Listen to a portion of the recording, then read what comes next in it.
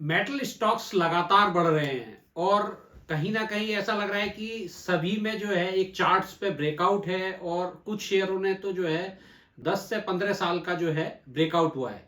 तो दोस्तों, मैं हूं डॉक्टर अमित कंसल। आज हम जानेंगे इस बारे में कि ऐसे क्या फैक्टर्स हैं जो इंडिया में स्टील के स्टॉक्स या एल्यूमिनियम के स्टॉक्स या जो भी मेटल सेक्टर के स्टॉक्स हैं उसमें एक काफी जबरदस्त तेजी देखी जा रही है। तो फ्रेंड्स, अगर हम आज की तारीख में देखें तो गवर्नमेंट जो है इंडिया को एक विकसित भारत बनाना चाह रही है और आत्मनिर्भरता पर बहुत जबरदस्त फोकस है। तो जो सबसे बड़ा कारण है वो है एंटी डंपिंग ड्यूटी। अभी गवर्नमेंट ने सितंबर 2023 में जो चाइना से स्टील प्रोडक्ट्स आ रहे थे उन पर जो है 5 साल के लिए एंटी डंपिंग ड्यूटी लगा दी, क्योंकि इंडस्ट्री का रिप्रेजेंटेशन गवर्नमेंट को लगातार था कि चाइनीज जो है, चाइना अपने जो प्रोडक्ट्स है स्टील के वो लगातार इंडियन मार्केट्स में डंप कर रहा है लोअर प्राइसेस पे, और इंडिया की जो स्टील इंडस्ट्री है वो आगे आने वाले टाइम में सफर कर सकती है। तो गवर्नमेंट ने काफी एग्रेसिव स्टेप लिया और एंटी डंपिंग ड्यूटी लगाई। और दूसरी बात यह है कि आज आत्मनिर्भर भारत को प्रमोट करने के लिए गवर्नमेंट ने नेशनल स्टील पॉलिसी को लेकर आए, जिससे कि जो हमारा प्रोडक्शन है और जो हमारी डोमेस्टिक इंडस्ट्री है उसको प्रोटेक्ट किया जा सके, और जो आगे आने वाली नई कैपेसिटी है, जो प्लांट्स एक्सपेंड भी करना चाह रहे हैं, तो यहां पर वो प्रोजेक्ट्स वायबल रहे। अगर हम पिछला दशक देखें कि 2010 से और लगभग 2020 तक जो स्टील सेक्टर था या मेटल सेक्टर था वो लगातार एक डाउन टर्न में था।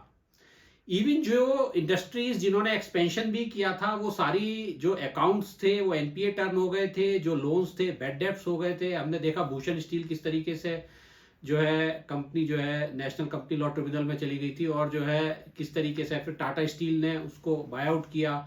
इसी तरीके से हम देखें कि जिंदल स्टेनलेस जो है वो भी काफी जो है जबरदस्त तरीके से प्रेशर में थी, और अकाउंट्स कहीं ना कहीं जो है बहुत ज्यादा प्रेशर था। इसी तरीके से जिंदल स्टील एंड पावर में देखें तो काफी ज्यादा प्रेशर था इन पे, और ये कंपनी सारी लॉस बना रही थी, और then they were unable to pay their debts.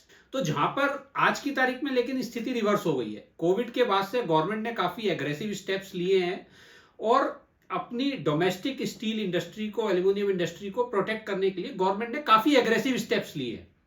तो मेजर फैक्टर है एंटी डंपिंग ड्यूटी, दूसरी गवर्नमेंट की नेशनल स्टील पॉलिसी, तीसरा जो हमारे यहाँ जिस तरीके से इंफ्रास्ट्रक्चर पे पैसा गवर्नमेंट स्पेंड कर रही है, तो there is increasing consumption of steel.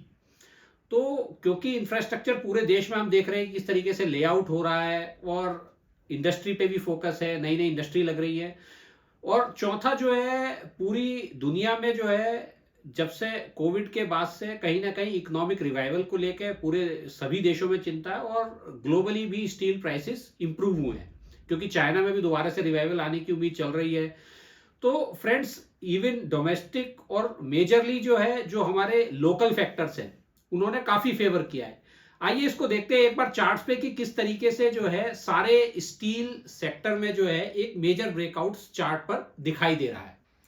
अगर हम यहाँ देखें जिंदल स्टील में, तो कंपनी ने, this is Jindal steel and power basically, तो कंपनी ने जो है जुलाई 2010 में एक हाई बनाया था, दैट वाज समवेयर अराउंड 796, और ये इसी क्वार्टर में जो है ये ब्रेक होता हुआ दिखाई दे रहा है। और यहाँ से जो है तो it will be a breakout of 14 years. 14 साल बाद जिंदल स्टील एंड पावर जो है यहाँ से ब्रेकआउट ले रहा है। तो यहाँ से अगर हम देखा जाए तो एक मैसिव ग्रोथ की जो है अपॉर्चुनिटी दिखाई देती है यहाँ से आगे आने वाले टाइम में। इसी तरीके से हम टाटा स्टील में देखें तो टाटा स्टील में जो है अगर हम देखें तो यहाँ भी एक ब्रेकआउट लग रहा है कि जो एक इसने जुलाई 2021 में एक हाई बनाया था 153 का, वो भी यहाँ से अगर इस मंथली कैंडल यहाँ से ऊपर बंद हो जाती है तो यहाँ भी एक ब्रेकआउट होगा। इसी तरीके हम जेएसडब्ल्यू स्टील में देखें तो वहां पर भी जो है कंटिन्यूसली एक अप ट्रेंड है। जिंदल स्टेनलेस में तो एक मेजर ही जो है ट्रेंड दिखाई दे रहा है, क्योंकि ये कंपनी जो है काफी टाइम से जो है डेट क्राइसिस में थी, और उसके बाद जो है कोविड के बाद बिल्कुल जो है एक जबरदस्त जो है इसमें तेजी आई है। इसी तरीके से हम अगर नेशनल एल्यूमिनियम में देखें तो यहाँ पर भी जो है एक ये मल्टी ईयर ब्रेकआउट है। अप्रैल 2008 में जो है इसमें हाई था 141, जो कि इस क्वार्टर में ब्रेक होता हुआ दिखाई दे रहा है। इसी तरीके से हम अगर हिंडाल्को में देखें तो यहाँ भी जो है कंपनी जो है लगभग ऑल टाइम हाई पे है। तो फ्रेंड्स एक ये पूरे जो है सेक्टर में ही ब्रेकआउट है, स्टील्स में और एल्युमिनियम में। अगर पूरे मेटल सेक्टर में देखें तो दूसरी जगह अगर हम यहाँ पर देखते हैं कि फाइनेंशियल्स किस तरीके से कंपनीज के हैं, तो यहाँ पर हम देखेंगे जैसे जिंदल स्टील एंड पावर है, अगर हम प्रॉफिट एंड लॉस पे एक निगाह डालते हैं तो ये कंपनीज कहीं ना कहीं जो है जो आज के सेल्स है उनमें भी जो है 50,000 करोड़ के इसमें जो है लॉस बना रही थी। अगर 2018 में 2019 में हम लोग देखें तो यहाँ पे जो है -1161, -2,400, और यही जो है आज जो है कंपनी जो है 5-6 हजार करोड़ रुपए के प्रॉफिट्स बना रही है। तो यहाँ पर एक मेजर चेंज है ये। जिंदल स्टील में तो अगर हम देखें ऑपरेटिंग मार्जिन यहाँ पर जो है करीब 20% है। तो इस तरीके की कंपनी में यहाँ से जो है एक लॉन्ग टर्म ग्रोथ आ सकती है। इसी तरीके से हम देखें कि जिंदल स्टील में ऐसा क्या चेंज हुआ है, जिंदल स्टेनलेस, तो यहाँ पर भी हम देखेंगे कि कंपनी जो है पहले जो है लगातार जो है मार्च 2012 से जो है लगातार लॉसेस में थी। अब जो है कंपनी जो है थाउजेंड्स ऑफ करोड़ के प्रॉफिट में चली गई है। तो यहाँ पर अगर हम देखें तो 2,909 करोड़ का जो है कंपनी को इस वक्त प्रॉफिट है, क्योंकि ये सारी कंपनीज अच्छे खासे प्रॉफिट में आ गई हैं आज की तारीख में। तो यहाँ से जो है एक अच्छा मूवमेंट जो है दिखाई देता है।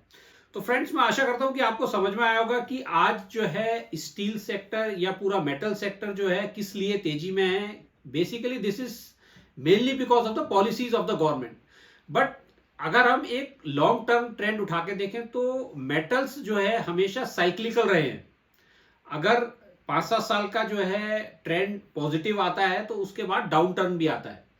अभी हमारे यहाँ जो डोमेस्टिक स्टील का जो कंजम्पशन है दैट इज वेरी हाई, क्योंकि इंडिया एक ग्रोइंग स्टेज में है और उम्मीद है कि जिस तरीके से कंपनीज एक्सपेंड कर रही हैं, प्रॉफिटेबिलिटी आ रही है, तो ये कंपनीज भी जो है और नए नए प्लांट्स लगाएंगी और एक्सपेंशन करेंगी।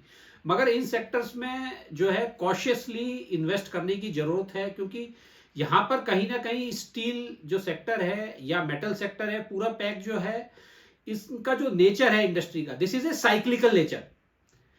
सो यहाँ पर हमें कभी भी जो भी हम इन्वेस्ट करते हैं तो हमें गवर्नमेंट पॉलिसीज पर एक कंटिन्यूअस वॉच रखना चाहिए कि कहीं भी जो है कोई ऐसा फैक्टर ट्रिगर ना हो जो इनको एक डाउन टर्न की तरफ ले जाए, क्योंकि साइक्लिकल इंडस्ट्री है, तेजी आएगी मंदा आएगा, तो ये प्रोसेस इसमें चलता रहता है।